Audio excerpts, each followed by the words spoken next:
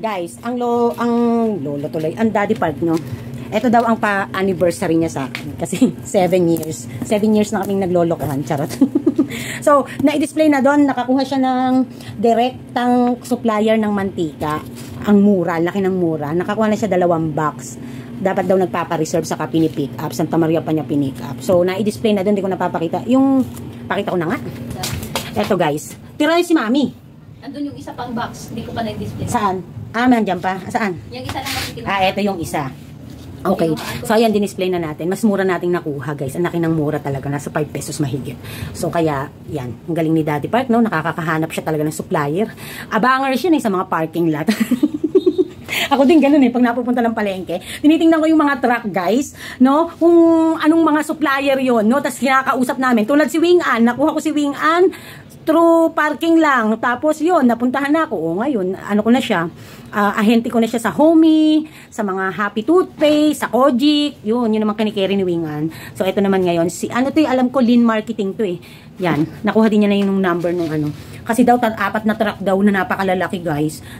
2 na lang daw yung box na natira, nakaabot pa siya. Dapat daw nagpapa-reserve tapos sa kapipick upin. So, yun. Galing talaga ng Daddy Park niya. Very good. Pa-anniversary daw niya sa akin yan. So, talagang minsan, hindi effective talaga yung flowers. Mas, ayoko nang, hindi ako mahilig sa bulaklak. So, ayan, ito pa yung kanyang paano sa akin. No? Kasi, ang dami namin deliver ng tinapay ng Marby kahapon Friday. Wala naman kaming tindang palaman. Ayan. So, may palaman na tayo. Mamaya ayusin namin yan ni Shubing. Tapos, eto pa. Ito pa. Ano kaya ito? Yan. Pa-anniversary na raw sa akin ng daddy yan. Instead na, mga palaman pa din. Tapos, mga tang siguro. Buklatin mo nga, Shubeng. Ay, taray. May nakuha pang ganun si Daddy Park. Mantika tayo. Sandali tayo. Yan, mga... ang dami. Ang dami yung nakuha. Tapos, bumili din ng maling. Ang lolo mo. Ayan. Ay, nako. Thank you, Daddy. Sa ating Daddy Park. Napakagaling, no? Imbis na flowers at saka chocolates ang ireregalo sa akin, paninda na lang. Hi, guys. Mommy Park is here. Kamusta po kayo? Wow, parang hindi naman totoo itong itsura na to sa personal. Shine bright like a diamond talaga tayo sa cellphone, ano? Alam nyo, kahit bagsak ng bagsak tong cellphone ko na to, naku, Diyos ko Lord. Ang dami kong ginanda rito sa cellphone. Kaya tatandaan, when you going to be a content creator, no? Hindi kailangan mag-invest sa mamahalin na cellphone. Ang kailangan lang ay yung cellphone, mataas ang resolution. Okay? Laging tatandaan yan. Anyways, nag-lipstick na ako para hindi nakasama sa video. So, ang totoo niyan, wala pa akong ligo. So, hindi ka legit na tindera pag hindi mo dinanas yung hindi ka nakakapaligo. Yeah. Kamusta ang everybody? Kamusta po kayo? I didn't able to vlog yesterday kasi sabi ko nga sa inyo, busy ako. At dahil din kasi kahapon, ako lang ang nagtinda dahil wala tayong tindera kahapon. Dahil ang ating Ate Shobi, ang ating tindera na nagpa-part-time dito ay merong lakad kahapong importante. So nakakatawa nga kasi kagabi dinumog ako ng mga customers. So busy talaga ako, talagang as in meron dito, may naghihintay, ganyan. So may nag-comment na isang customer. Sabi niya, pinapalo mo siguro ang tindera kaya wala ka na naman tindera. Hindi ba pwedeng nag-day off lang? Kaya walang tindera. Ano ba ang gusto nyo? Pag hindi bibigyan ng day off, ang tindera magre-react. Pag binibigyan ng day off, hahanapin, pero kung maghanap, iba yung dating. Hindi mo na alam yung ano ng tao, ano. So dito kasi guys, talagang ako ay kilala dito na si Mommy Park na masungit sa empleyado. And mas gusto ko na yon, no? At hindi ko yun dine-deny. Honestly speaking, I never ever deny it. Ang katwiran ko, hindi ko kayo pinapasok sa aking pwesto, sa aming negosyo, dahil syempre marami kayong malalaman na mga ano dito, na mga informations dito sa loob ng tindahan, pati ang buhay namin. So, kaya hindi kami basta-basta nag-hire at nagpapapasok ng mga tinderang hindi namin mahahabol ang information or hindi ako makakasure na safe siyang kasama dito. At dahil din sa usaping negosyo, natural lang na maghigpit ang mga, at natural lang na mag-ano ang mga business owners like. Kasi dalang-dala na ako guys, di ba? Alam niyo naman yun. So, sa madalit sabi, sinagot ko yung customer. Kasi ang dami nakakarinig, sabi ko. Ay, hindi ako namamalo ng tindera. Sila ang gumagawa ng bagay kung bakit nawawala sila rito. Kasi unang-una, napakarami kong luwag sa tindera. Abusado lang. Pangalawa, yung tindera kasi ngayon, mag-a-abroad yun. So, naghihintay lang talaga ng tawag yun. Kaya lang yun nakakapagtinda kasi na-pending. Dahil nabanggit ko sa inyo, di ba, nung minsan, na-pending si Shobby sa kanyang application dahil sa kanyang dugo. Dahil kailangan niya munang magpataas ng platelets.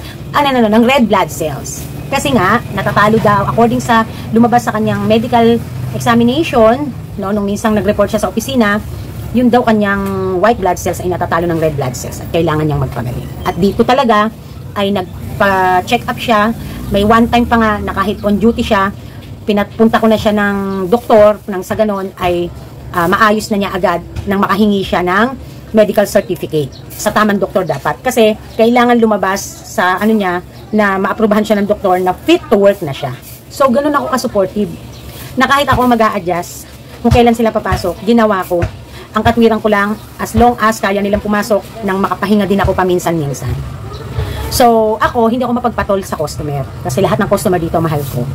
Kaya lang kasi, ang punto ko lang dito is, mas gusto ko na rin na minsan, ay malaman ng ibang customer na hindi ko sila, binabati ko sila dito, pero hindi lahat ng bagay po pwede nilang sasabihin.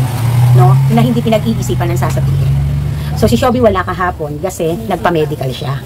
Tinawagan siya ng kanyang agent at nagpa-medical siya. At may bali si Shobby sa akin. Pero nung gabi na yon, nahuli niyang duty, sabi ko, hindi na kita muna kakaltasan para may baon ka bago ka, para pagpunta mo ng agency. So, hanggang kung saan ako makaka-adjust para sa tindera. Yan ang marami, ang hindi alam ng marami, na hindi ko naman na kailangan talagang i-explain pa. So, kayong mga business owners, no, advice ko lang, minsan, pwede din nating barahin ang mga customer na hindi maayos magsalita, na hindi nag-iisip ng sasabihin, no? Kasi hindi all the time ay panghihimasukan nila yung ganung bagay. Ang ating relationship sa ating mga customers, no?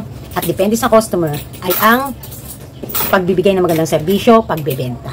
At hindi pakialaman ang mga desisyon natin sa buhay. So, siguro, hindi maiwasan kasi neighborhood to, di ba? Dahil kayo subdivision, hindi maiwasan. Kaya lang, pinaulit-ulit niya kasi ilang beses yung pagsasalita ng ganon. Na naghihintay sila. Pinaulit-ulit niya.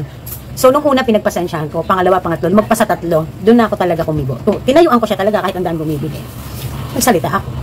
No, tapos sabi ko, ano bibili? Ano bibilin mo? So, tinanong ko siya, sabi ko, sige, ikaw na, ano bibilin mo? Yung kasama lang niya yung bumili. Sabi niya, hindi na, busy ka. Sabi niya gano'n. Okay. So, sinabi ko lang naman, nakwento ko lang naman sa inyo. Ngayon, nandito si Shobby ngayon. No? Sabi ko, pumasok siya ng maaga kasi sila Daddy Park ay umalis ngayon at nagpunta sa Santa Maria kasi may mga pinick up na ibang paninda. Okay, at dahil dyan, ay syempre, hindi mawawala ang ating mga comment, ang ating comment section, no? So, syempre, magbabasa tayo ng comment at meron akong iparirinig sa inyo na content. Okay, so ito ay nag-aral lang sa ating feed at pagminilayan natin. Okay, so I don't wish you guys to to bash basta-basta. Sa atin pagminilayan lang natin, no? At hindi ko din inaano ng ibang mga kapwa content creator ko. Gusto ko lang meron tayong mapag-aralan na kasi alam ko naman na hindi lang naman kayo sa akin nakasubscribe, hindi lang kayo sa akin nakakapanood ng mga business advices and business tips and ideas. So kaya ginagawa ko ang pag-react sa mga videos ng mga ibang content creator na tungkol sa negosyo nang sa ganon magkaroon ng dalawang mukha kung ika nga we need to know the two sides of the story para doon tayo magkaroon ng paghuhusga or kaya naman ay pagninilay, no? So paalala sa mga natin bago ko mamaya i-play. So bago muna yan, syempre i-shoutout muna natin ang nagmamagandang, nagmamapogi pala. Juanito Mateo. Ayan. Si Sir Juanito, sabi niya, Mami, kain ka po papaya at inom ka gatas para bilis ebak at yung daga mo pusa lang katapat niya. Usapang ebak na to. Excuse sa mga kumakain. Excuse me sa mga kumakain. Ayan. So, si Daddy Park nyo, binili ko nung isang araw ng gamot. So, very effective at very ano talaga. Kasi, alam nyo po, hindi ko maintindihan sa buong buhay ko na ilang beses kong ginawa ang papaya na maging ano ko, para makadumi ako pag nakakaranas ako ng constipation, ay hindi effective. Alam nyo po nung nanganak ako kay Kier sa bunso ko, ako ay cesarean section. So, doon, hindi ka palalabasin, hindi ka makiklear para lumabas, out na, kapag ka hindi ka pa nauutot at hindi ka pa nadudumi. Kasi yun yung sign nila na naka-align ang mga bituka mo, nakaayos. No? So, napakahirap sa part ko talaga. It took me 5 days, 6 days before ako na-poop. At I swear, kinukwento ko nga ito sa daddy part niya, tawa ng tawa. Kasi, sabi ko, si mami kasi nagtitinda sa palengke. Yung ospital na kung saan ako na-operahan, malapit lang. You can walk from the store ng mami hanggang doon sa aking hanggang doon sa ospital kung saan ako naka-admit. So ibig sabihin, it's very easy to buy papaya, no?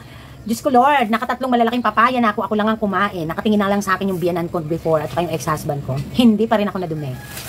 Seriously. Shelby, wait lang po So talagang hindi sa akin effective yung papaya sa hindi ko maintindihan. Pero yung gatas, yes. And ginawa ko na rin po yan, talagang wala. Until such time na itong si Daddy, nung binanggit ko nga na hindi ako makatulog sa gabi dahil mahapdi ang sikmura ko and hindi na rin ako masyadong regular na nadito. Binili ko ni Daddy Park ng, alam si Daddy Park talagang galing sa mga ganyan. Binili ako ng Gaviscon pala, Gaviscon. So, mas 3 times effective to compare kay Kremil S. Sorry Kremil S, I love you. Binibenta rin kita. But ito talaga, pagdating sa constipated ka at mahapdi ang sikmura mo, nag-heartburn ka, ito. Actually, may liquid nito. Available sa butika namin dito. No? Ito kasi, galing kasi si Daddy sa Santa Maria, nung inutusan ko sa bangko, bumili na rin sa Mercury sa sa Walter Bar. So, binili ako ng Daddy nyo, and then, ang ginawa ko, binigyan ko din ang Lola Park nyo. Kasi, si Lola Park nyo, nung pina-check up ko siya, nung nakaraan, follow-up check-up niya ngayong November ay Kremil S naman ang pinrescribe sa kanya ni Dr. Tuason. So, ang ginawa ko naman, sabi ko, Mami, itry mo to. Kasi ang effective. Mahal nga lang, pero effective talaga. So, Gaviscon. And then, binili din niya ako ng, Dulcolax. Ayun. Kaya, kinabukasan. Tapos, uminom din ako ng tsaa na Biofit tea. Yun. Kinabukasan, bago mananghali. Ayun, 3 beses akong umano kahapon. Nagbawas yun. Daming sinabi ni Mami Park yan. So, yun lang. Okay, anyways. Diba, trivia sa buhay ni Mami Park ng dati. Ewan ko ba ba't yung papaya na hindi ko yung kasundo pagdating sa pagpapabawas. Shout out to Maluna Senyas. Hi, Mami Park, watching from Cebu. Sa vlog mo, Mami, may dumaan sa likod mong mabait. Yes, yun nga po yun nung last time. Kaya po, kaya ako na-i-vlog kasi nga may nag-comment. So, kaya yun, nung realize ko, oo nga, binlag ko na, shinare ko na sa inyo yung experience ko. At ang dami din talagang nakarelate sa akin. Kasi dati hindi nga ako pansin nga ako basta ma-vlog pagdating sa mga ganyang mga peste. Kasi hindi worse ang experience ko sa ganyan. Until the day come na naging experience ko siya. So talagang kapag ka na-experience mo, no, iba talaga. Kaya shinare ko. So, shout out to Winnie, watching here, Mommy Park. Lawrence Vlog, sabi niya, natawa ako sa mabait na kasinlaki na ng pusa. Nakakita na akong ganyan. Halos kaunti na lang balahibo. Inaamoy-amoy na lang ng pusa. Takot na siyang hulihin. Yes, at saka, hindi na siya tinatablan ng mga traps. Kailangan talaga lasunin mo eh. Si Kuya natin. Hindi na siya Ha? Mautak. Mautak. Oh, sabi ng ating customer na si Kuya. Mautak din daw. Ang dami kong trap doon, may ganun tayo. Kasi nung minsan yata, naghahanap ka rin sa akin, Kuya, ng di ba? Malaki, mas matalino. Ang talino nga, Kuya. Naku po, Diyos ko, Lord. Alam, grabe. So, yan napapareak ang ating customer. Dahil kahit siya nga din daw, ang dami na niyang lason, trap. Naku, Diyos ko, Lord. Anyways, ayan.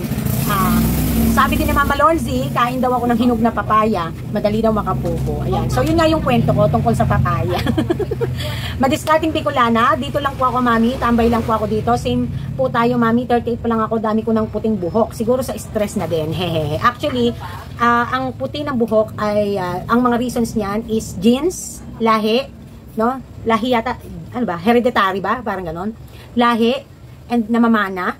And then, yung mga factors, kung halimbawa mga effect ng mga gamot na iniinom mo or mga hair care na ginagamit mo, and syempre yung walang kamatayang dahilan na aging na tayo, na we have to accept the fact na we are aging na talaga.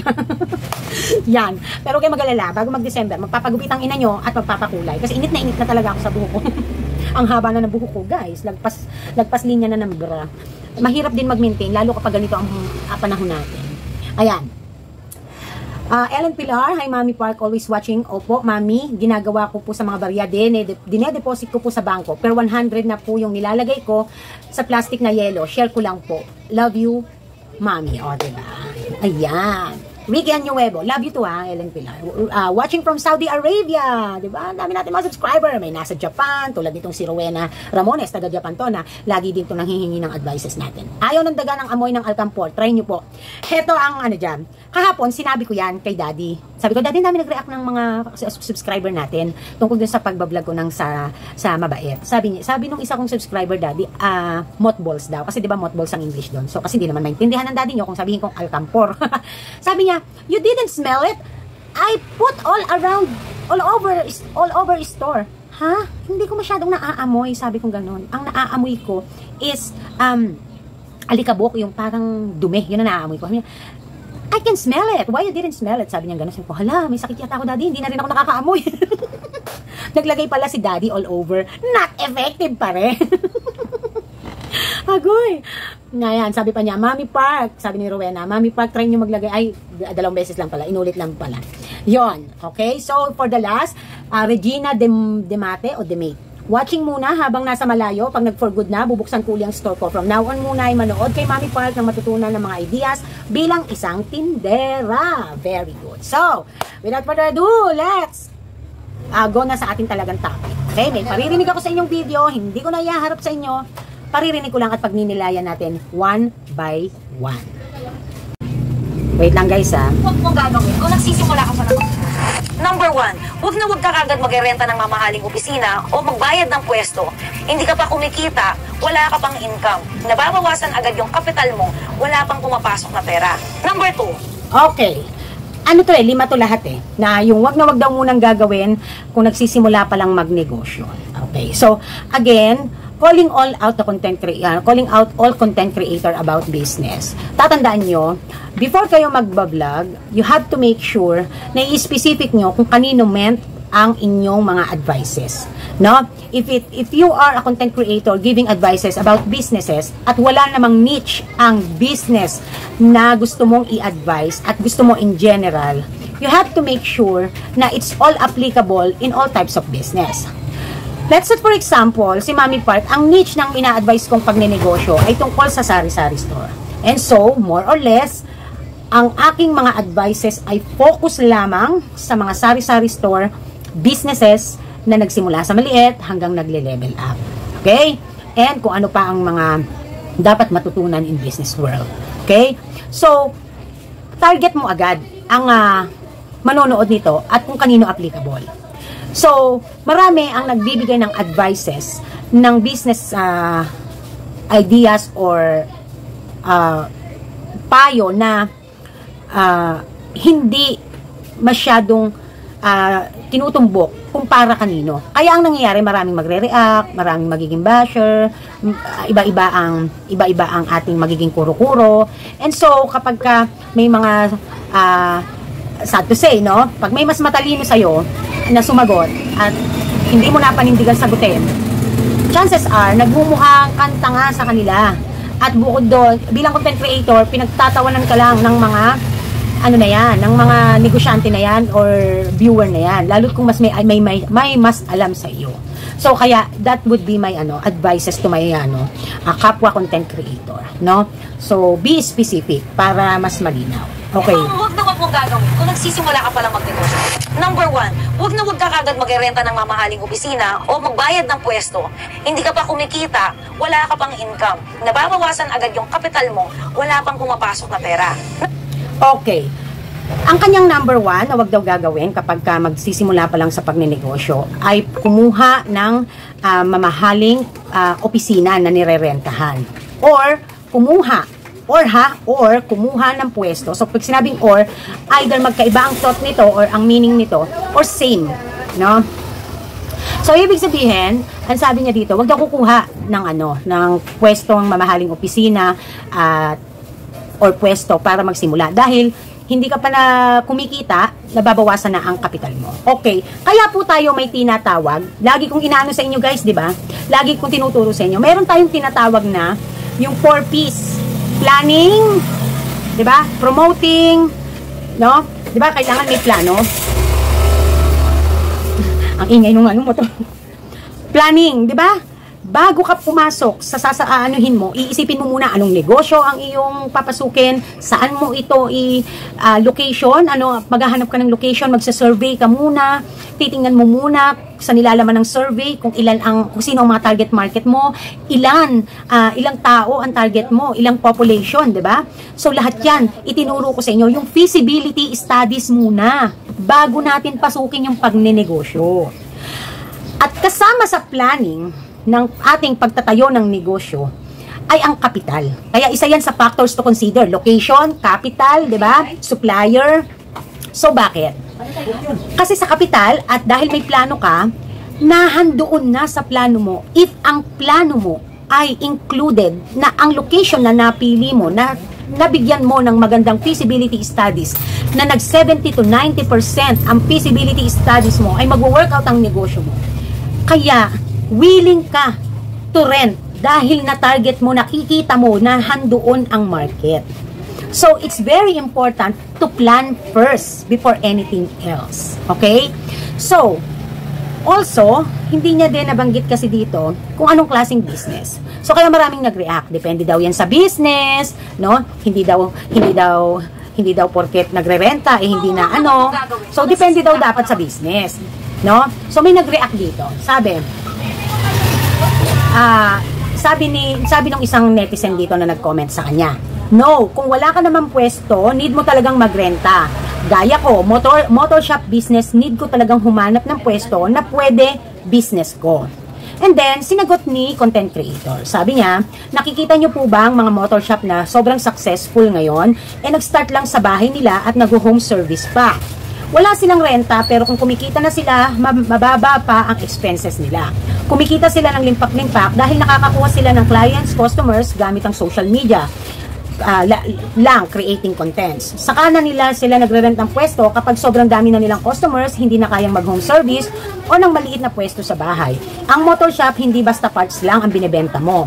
Ang binebenta mo dyan, skills mo, galing mo sa paggawa, ayos ng motor, or even magpaganda pa, giving the best quality and best price.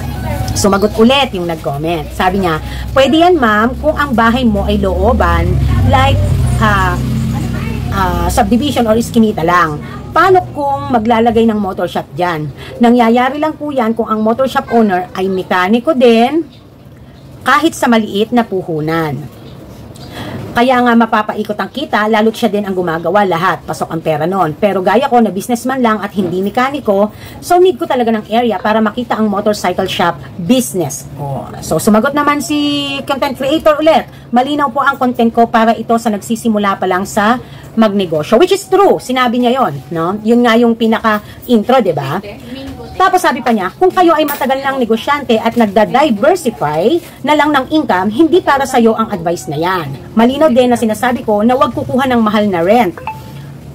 So kung need mo talagang mag-rent, pumili ng kakayanin ng budget mo. Easy, di ba? Pero ang sinabi niya kanina, huwag kukuha ng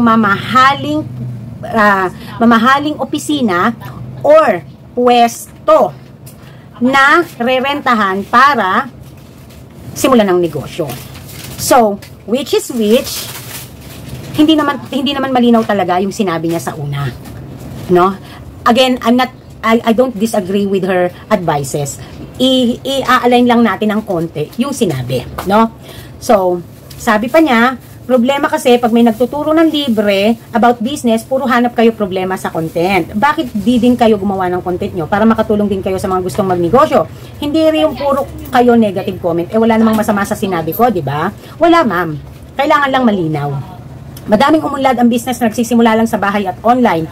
Isa kami sa living testimony dyan, and I will never advocate for someone to start their first business nang hindi nila forte. Okay. So, kasi, when it comes to renting kasi, no, hindi kasi ito masyadong maiintindihan ng iba kung hindi naman nila ito talaga na e-experience, no? So, dahil nagsimula siya ng bahay lang, Yun yung experience niya, which is true naman talaga, no? Kaya lang kasi, it doesn't apply to all business, to all niche of business. Hindi doesn't apply. Kaya, importante na ang advices ng mga content creator ay malinaw, tumbukin kung ano yung tinutumbok, kung saan ito applicable. Nang sa ganun, hindi na kailangan mag-explain pa ng ganito, no? So, tinanong ko yung ating co-renter dito na si Butika. So, ang sabi ni Ma'am Butika ay, depende daw sa negosyo. Kasi tinanong ko siya, ma'am, agree ka ba na dapat, na kapag nagsisimula pa lang sa negosyo, ay hindi dapat magrenta muna? So, alam sabi niya, depende sa negosyo. So, tulad niya, butika, pharmacy, no? So, hindi na, ang bahay naman nila ay hindi sa bahay ng nasa kalye or nasa National Road, no? So, more or less, ito 40 nilang gawing negosyo, butika, kukuha talaga sila ng location. Maghahanap talaga ng location to do the business. So, kaya importante yung mga content creator na we have to make it a point na kapag meron tayong ina-advise, i-point out na natin kung kanino belong yung ating kasi kapag walang nababanggit na special na negosyo kung saan tong advices na ito, iisipin ng tao, in general to, no? Iisipin ng tao, iniisip mong applicable ito para sa lahat. Wherein, ang lahat ng mga viewers, iba-iba ang negosyo at iba-iba ang mga nararanasan, no? Huwag na huwag mo gagawin kung So, ang sabi din ni Butika is, mahirap din daw kasi na kapag nagsimula ka ng negosyo, tapos yung pagdating sa legalization, no, mahirap ang maglipat ng permit, mahirap ang maglipat ng mag-ayos ng mga business permits. So, ika nga, kung talagang ang ano mo dito, ang layunin mo sa negosyo ay maging in long term, bakit nga naman hindi pa humanap nung rerentahan na hindi na mahihirapan when it comes to location na maraming inaayos. Kasi kung sa bahay nga lang din naman, syempre at kailangan na ng kailangan na ng permit. So syempre mag-aasikaso ng business permit, mag-aasikaso ng mga building permits. And then kung eventually din naman pala ay maililipat, no? So siguro para kay Butika, ay better na lang na ihanap ng location na kung saan ay perfect fit to everything. So, good location, good market, and also yung when it comes to long-term engagement sa business. No? Pero syempre, hindi natin aalisin pa rin yung pinapoint out ni ma'am na kung nagsisimula pa lang, ay right at your home, pwede naman na magsimula. So, well, it depends nga upon the situation. It depends sa negosyo na papasukin at syempre yung availability ng space sa pamamahay. So kung ikaw ay nagtagumpay ka sa pagsisimula pa lang sa bahay, ay maaaring may space ka, hinihingi ng pagkakataon na pwede mong gawin. May mga iba naman na gustong magsimula ng negosyo but they cannot do that right in their home, no? May mga tao din kasi na may mga ugali at naging kultura na sa pamilya na kapag ang pamamahay ay pamamahay lamang. Meron namang iba na mas gusto talagang makakatch ng opportunity sa labas kasi nahandun ang market.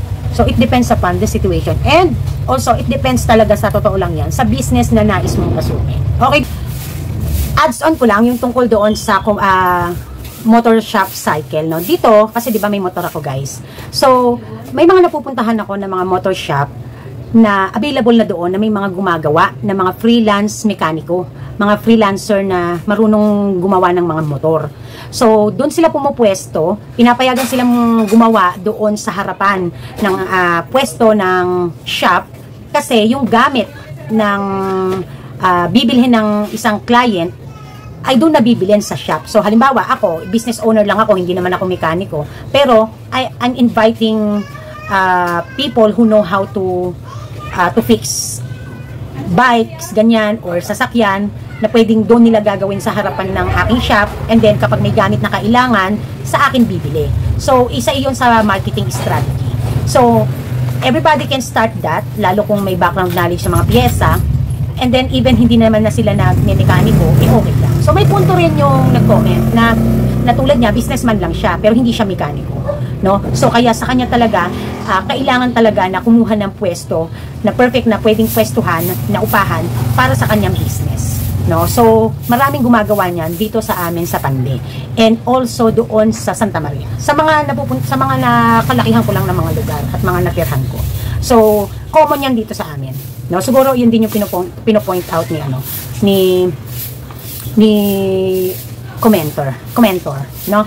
So, kaya minsan tayo mga vloggers, mga content creators, minsan wag nating mamasamain ang mga comments. As long as hindi below the belt, okay lang naman. Wala namang problema, i-admit natin at mag-agree tayo sa mga comment ng iba nating mga viewers. Kasi, kaya nga tayo content creator, pinapublic natin ang ating content. So, we should also open for, smart interrogations, no? Yung mga, interrogations na hindi naman kailangan mag-away, pagninilayan ang bagay-bagay, no? Kasi nga, kung in the first place pa lang kasi nalinaw na kung para kanino yung advices na mga negosyo, ay kung para kaninong mga negosyo yung advices, iti sana, diba? So, kaya may magre-react talaga. Dahil iba-iba ang businesses ng mga viewers, diba? So, yung iba, kaya nakikinig yan, syempre kumukuha ng advice para mapalalim at mapag-inam ang sarili nila, no? I don't think so na lahat ng viewers naman, they are really meaning to hamakin ang content creators. Just that, tayo mga content creator, asahan na natin na hindi lamang mga baguhan ang ating mga viewers. Hindi lamang, at kung may mga viewers man tayong hindi na baguhan, ay naging baguhan din sila before, di ba? Doon naman nagsimula sa yung maging bago. So kaya be specific. Yun lang naman yung tanging masasabi ko diyan sa number 1 niya. Kaya tayo sa number 2. Okay, ihalagin na natin yung sa side ko naman. So ako, ganun din ako, no? Kung meron naman akong mapipiling lugar na eksaktong bahay na at the same time ay pwede pang gawing pagpwestuhan ng ganitong negosyo natin, why not? But the thing is, dumadating talaga ako doon sa punto na ang nauupahan ay yung solo, no? At ang kagandahan kasi alam niyo naman na umuupa ako kahit tirahan ko, di ba?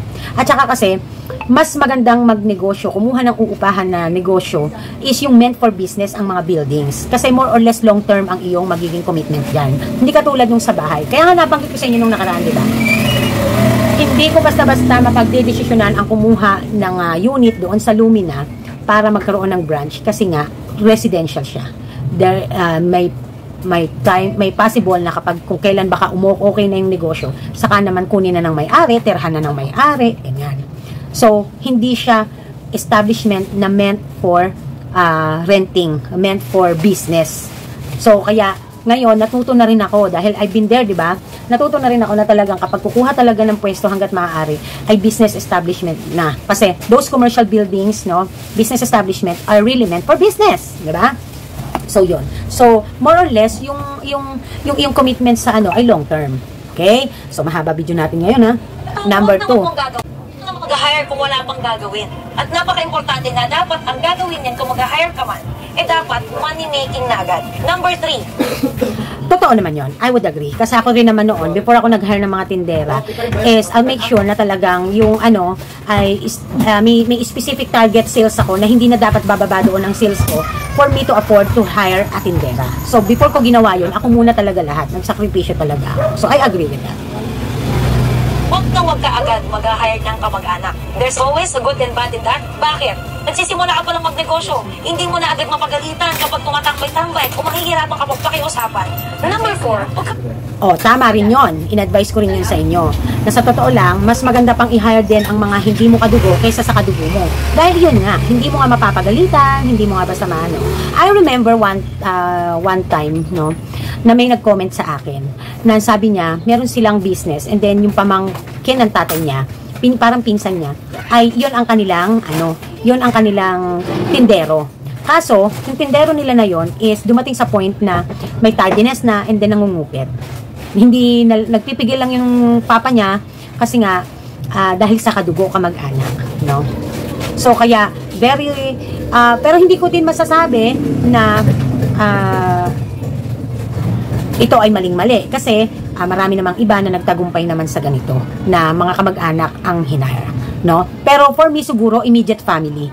Pero yung second degree na siguro baka hindi pa muna pwede or hindi ba as much as possible, wag.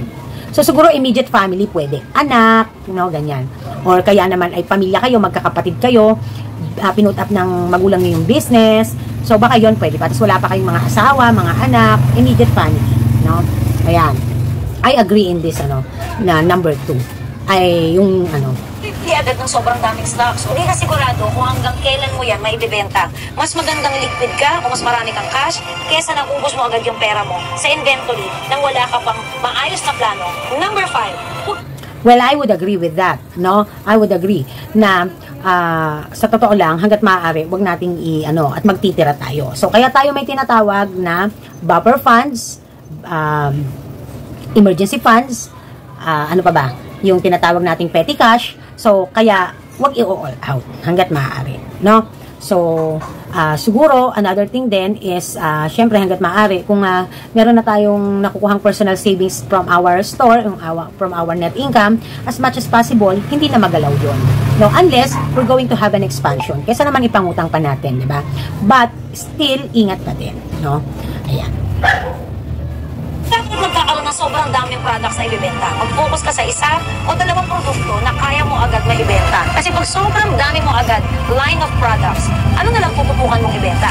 Saan ka na lang magdagdag ng mga produkto kapag sa tingin mong tuloy-tuloy na yung pagbili sa'yo ng mga customers mo? So those are the top 5 things na dapat. Okay. So, half of that, I would agree. Half of that is not. So, kasi depende nga iyan sa line of business. So, merong nag-comment dito na ang sabi niya, hindi lahat ay applicable yung mga advices niya. At pagdating doon sa produkto, ika nga, may mga times na the more na mas may option ang tao na piliin at bilhin sa iyo, the more na mas gusto kanilang puntahan, gusto nilang bumili sa iyo kasi mas marami silang mapipili. Kesa doon sa dadalawa lang ang pagpipilian sa iyo. Which is true naman. So, ito ay case-to-case basis. So, kung paano naman natin ito i-apply sa ating pagtitindahan, kung maaalala nyo, lagi ko kayong ina-advisean, huwag nyo munang ilalagay ang puhunan or mag-a-adds on kayo ng mga products na non-food na hindi napakabilis ng pagpapaikot. No? Magtaguyod muna kayo ng tindahan, pairalin nyo muna ang pagpapaikot, ang compounding, at kung sa handa na at maganda na ang kita ng tindahan, ay saka paunti-unti, magkaroon kayo ng mga iba pang produkto na hindi naman basic needs at non-food pa. No? Halimbawa, ilaw. Diba? Halimbawa, nail cutter. Tulad ko, diba? Yung mga pangkikay, ganyan. So, hindi ko yan ina-advise para sa mga nagsisimula. Kasi, kailangan basic needs ang meron kayo at yung mga fast-moving products. No? Yung tinatawag na FMCG, fast-moving consumer goods. No? Hindi naman lahat ng fast-moving ay puro kinakain lang. Pag sinabing consumer goods, ibig sabihin, kino-consume ng mga tao dahil basic needs. Tulad ng sabon. Non-food naman yan. Pero, consumer goods yan na fast-moving. Sabon, ano pa? Scotch Brite, no? Yan, yung mga kojik-kojik na panlinis ng tenga, mga toothpaste, ganyan. So, may mga non-food product. Baka malito kasi kayo, guys, Pag mga non-food products, hindi ibig sabihin ay hindi siya fast-moving products. So, kaya tayo may tinatawag na FMCG, which is a fast-moving consumer goods, wherein basic needs ng tao na kailangan araw-araw. Dishwashing liquid, diba? Ginagamit araw-araw. Sabon, lalo sabon, no? So, yon. So, wag malilito, no? So, yan ang ating lesson and video for today's vlog. Kasi, gusto ko lang malaman nyo at maintindihan nyo. So, sabi ko sa inyo, ako talaga, kapag sa tingin ko may pagninilayan tayo, ay mapagaan na. But more or less, halos lahat naman ng sinabi talaga dito ng content creator ay tama, no? Doon lang nagkaroon talaga ng siguro nakarelate lang din ako kasi renter ako diba? So, nagsimula din naman ako noon sa bahay lang kasi nung una sa ate ko, diba? Hindi man kami umuupa doon, nakikitira nga lang. Yung sumunod naman, yung bago kami napunta dito, doon kami nakatira, doon din ako nagtitindahan, no? Until such time na sinolo tindahan ko na lang siya. And nag-move kami ng ibang unit para sa tulugan. At pagdating naman dito, wala namang, nung una naman, this is only meant for dishwashing business and a little bit of mai-dispose ko at maitinda ko yung aking mga ibang sari-sari store products na natira. But, yun nga ang nangyari, alam niyo naman yung istorya niyan na nag-boom, di ba? So, kaya, dumating pa sa puntong I need to extend, no? Tapos extend ulit. And then, yung sa Lola Park nyo, tinapat ko kayo dyan. Now, when it comes to business-wise, no? Pagdating sa business-wise, hindi siya wise. Napiliin ko yun. Over, yung pwesto, okay, yung lugar, kasi nasa talaga. But yung upa, yung gastos ng upa, hindi siya business-wise. Para sa magkakasales lang ang Lola Park nyo ng less than 5,000 for now, hindi siya talaga makukover up. But because the reason of ang Lola Park nyo ay itinira natin doon for living space na rin at libangan at the same time, actually, ang huling priority niyan is yung masakop na lang yung mga ibang mga customer ko na tinatamad ng pumunta dito. Nakisamaharang pa ng iba doon. So, last reason na lang yan, no? Last reason na lang. Kasi anytime naman na kung gustong huminto ng mami, ng Lola Park nyo, okay naman sa akin. So, kaya nga, una pa lang sinabi ko na rin sa inyo na hindi siya ganun ka-business-wise when it comes to decision-making, no? So, yun lang ang masasabi ko dyan, no? And, I do hope na may naintindihan kayo at may natutunan. Tandaan nyo, ang pagkuha ng rentahing pwesto ay isang obligasyon. At iyan ay hindi basta-basta pinapasok o kumukumit ka kung alam mo sa tingin mo ay wala ka pang malaking feasibility studies. Wala pa ang result na at least 70 to 90% feasibility studies na magsasuccessful ang negosyong naiisip mo. At kung sakali mang wala kang choice but to rent nga, no, lagi mo lamang tatandaan na disiplina ang unahin mong gawin kasi may obligations ka na. Hinka nga, sabi ng content creator, hindi ka pa man din nagsisimula, nabawasan na ang iyong kapital. Na wherein sa una pa lang naman, kung pinlano mo na magrenta ng location, ng iyong pwesto, ng iyong physical store, nakasama na yan sa plano. Normal na yan na masasama sa plano. So ngayon, bibigyan ko kayo ng hapyaw na na pag-i-study kung paano nyo gagawin na kapag kayo ay paano ang kwentahan nyo. So, halimbawa, kumuha kayo ng pwesto, 5,000 ang renta. Tapos, kailangan magkaroon kayo ng target sales na everyday dapat ganito ang matarget mong sales. Kasi ito yung mga dapat na i-cover up niyang gastos. Ganun lang siya kasimple. Magkaroon kayo ng probability, ng probable expenses. Yung, kumbaga ba din, ay yung ine-expect nyo na. No? Accumulated na kasi yan. Once you in, that's the start.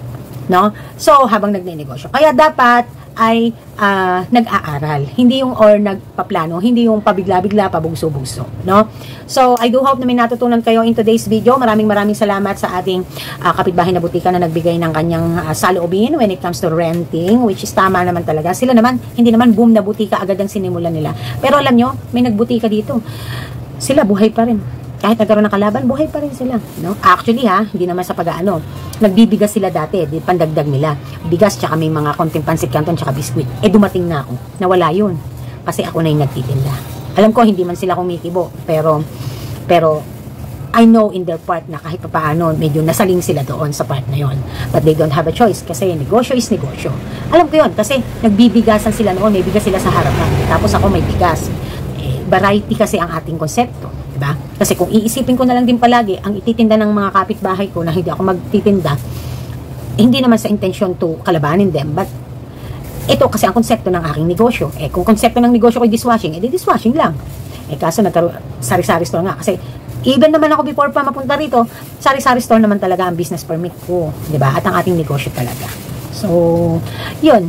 And hindi ko din iniisip that time na makakasagasa ako kasi those times alam ko butika sila. So, just lang. Pero, we really have a very good relationship yung mga co-renters ko. So, si Doc, na gitna namin. So, anyways, bye. Thank you everybody. Thank you everyone. See you on our next vlog.